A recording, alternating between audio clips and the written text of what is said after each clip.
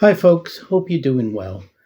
Well, yesterday was another Windermere Record Fair. Now, this one kicked off early, 8 a.m. It was open, which meant we had to leave here 6:30 in the morning because we like to get there first thing, which meant an even earlier start. Got out of bed at about 5:15. Anyway, thankfully it's summer, so it was light. And it actually turned out to be a good idea that it started at 8 a.m. because on the way back, it took us 1 hour to get the 4 or 5 miles from Windermere to Ambleside. It was a nightmare. Anyway, let's have a look at what I got. I've just finished cleaning all of these, but I've not played any as yet. Only got half a dozen. Small amount for me. First off was yet another album by the Acid Mother's Temple. This one being Chosen Star Child's Confession. I think this is about the fourth album I've picked up from Windermere recently. This is still sealed. This is another one I showed. I think the first one I showed featured Jeff Lee on flute. Jeff Lee, obviously from Henry Cow, and he is on this album too. But this time, not just flute; he plays saxophone. That other album was an acoustic album, basically. Don't know if this is the same, but that was an excellent album. I'll just open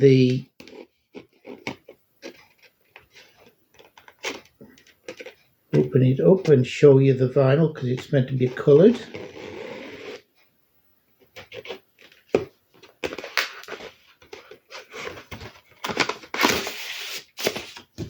Here comes custom labels. Yes, a glorious pink. Not my favourite colour, but there you go. Yeah, I've been really getting back into Acid Mother's Temple with the releases I've picked up from Windermere. They've all been good. So I was pleased to get yet another one.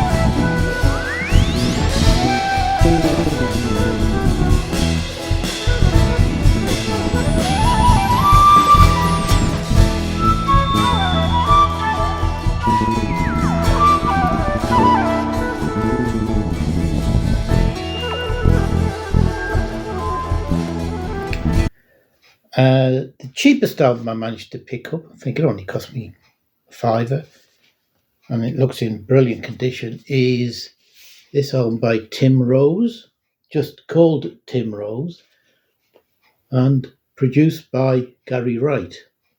First time I've ever seen a producer get such a highlight on the front cover. This is an album from 1974, I think, if I remember rightly. It's on the Dawn label. Yeah, 1974. Now, I know of Tim Rose as a folk singer-songwriter, but this, it seems, was an attempt to turn him into a sort of blues rocker. It doesn't get great reviews, sadly, which I didn't find out until I got it home. but I'm hoping it might be still good. It features Tim Harding's If I Were a Carpenter, features 3 songs written by Gary Wright himself, who plays keyboards on the album. You also get a version of Lennon McCartney's Hide Your Love Away. I did read that somebody thought this was an attempt to replicate the success of Joe Cocker and with a little help from my friends. Also playing on here, you get Archie Leggett on bass and a pre-foreigner Mick Jones on guitar. So, like I say, it's not meant to be great, but I'll give it a go. So hopefully it'll be all right. One thing it says here, it says liner notes and all other copy compiled and tastefully composed by me, with all due respect to the styles of Spike Milligan and Monty Python's Flying Circus. Well, unfortunately, there's no liner notes in here, so I'm probably missing out on that, which is a shame. So, if you know what this is like, let me know in the comments. If I was a carpenter and you was a lady, would you marry me anyway? And would you have our baby? If I worked my hands of wood, could you still love me? Answer me, baby, you know I would. I'd put you way above me. And I was pleased to pick up this next one.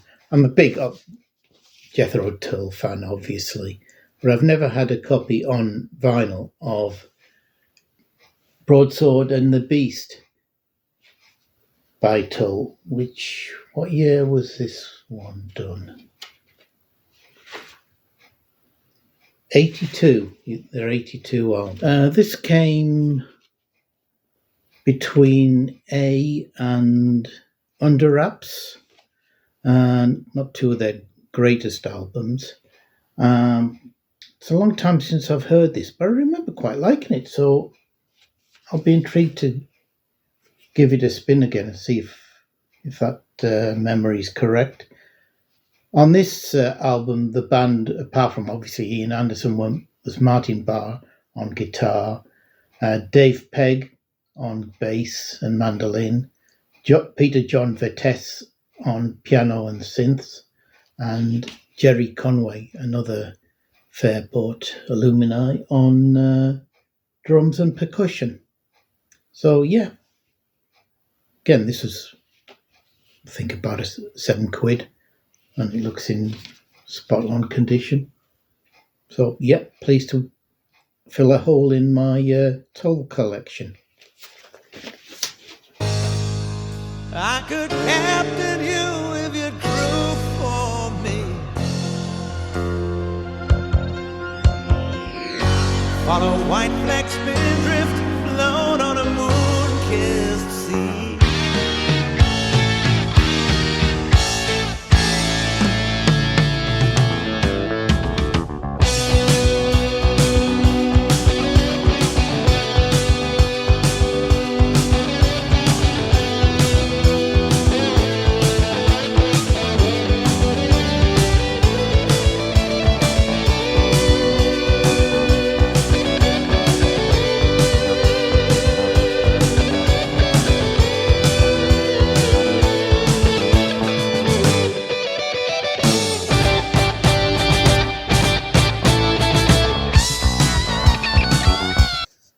Next, we get a trio of jazz albums, basically.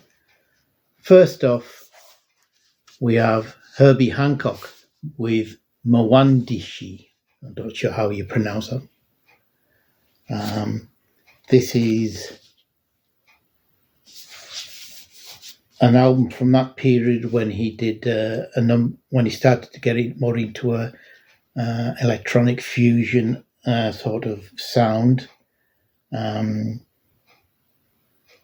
I've heard great things about this, and I've always been on the lookout for it. This is from what year? 1974. Only 3 tracks, of which Wandering Spirit Song, which occupies side 2, is 21.5 minutes long. So it should be good. On here, apart from Herby on Fender Rhodes piano, you get Buster Williams on bass, Billy Hart on drums, Eddie Henderson on trumpet and flugelhorn, Benny Maupin on bass clarinet, alto flute, and Julian Priester on trombones. Also appearing were Leon Chancellor on drums and percussion, Jose Chipito Arias on congos and timbales, and Ronnie Montrose on guitar. So yeah, if this lives up to its reputation, I'm going to be really pleased with this.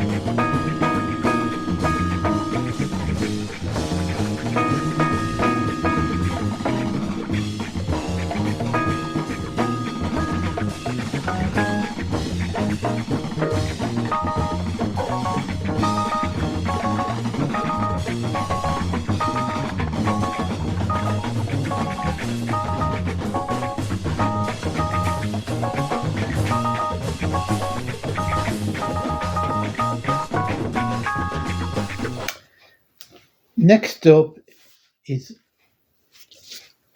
a double album by Keith Jarrett, New Dance, which references the track on the 4th side, New Dance.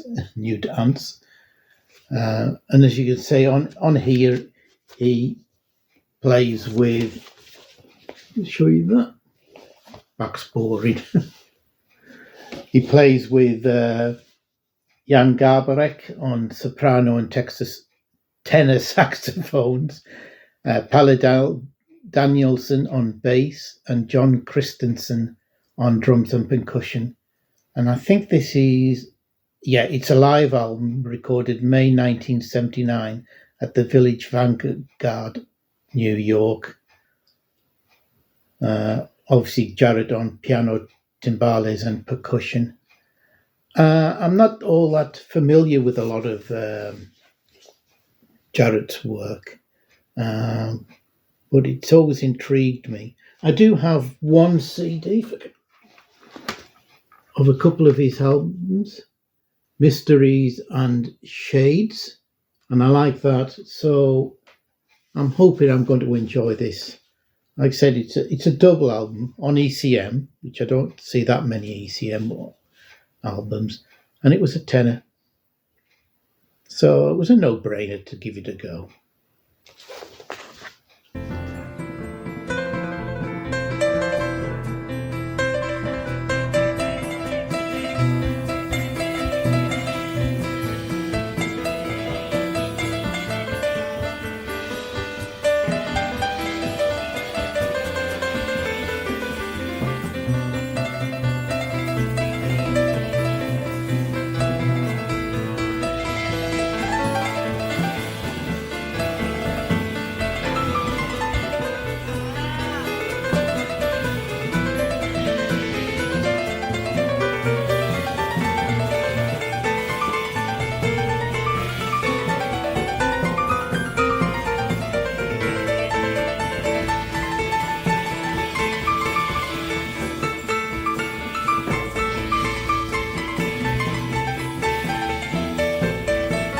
And finally, the one I was really pleased to get, because again, you don't find many of these albums over here, and that was this album by Jazz Q.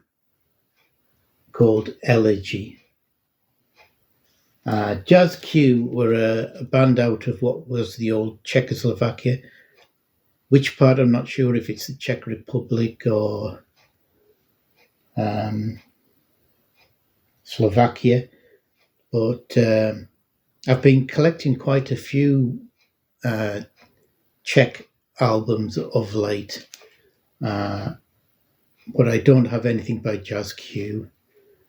The main guy, as you can see, is a guy called Martin can't speak. Kratochvil. I've probably butchered that. Who's the keyboard player, plays electric piano, Moog and string synths, and organ. They've got a great reputation as you can tell from that, they're a jazz rock band, jazz fusion band. And I think this is meant to be one of their best albums, which is from 1977. Yeah, I think this is about their fourth album, but I've not heard any of the others. But like I say, good reputation. So I was really pleasantly surprised to see it there. And again, ultra cheap. So another must-have. Right.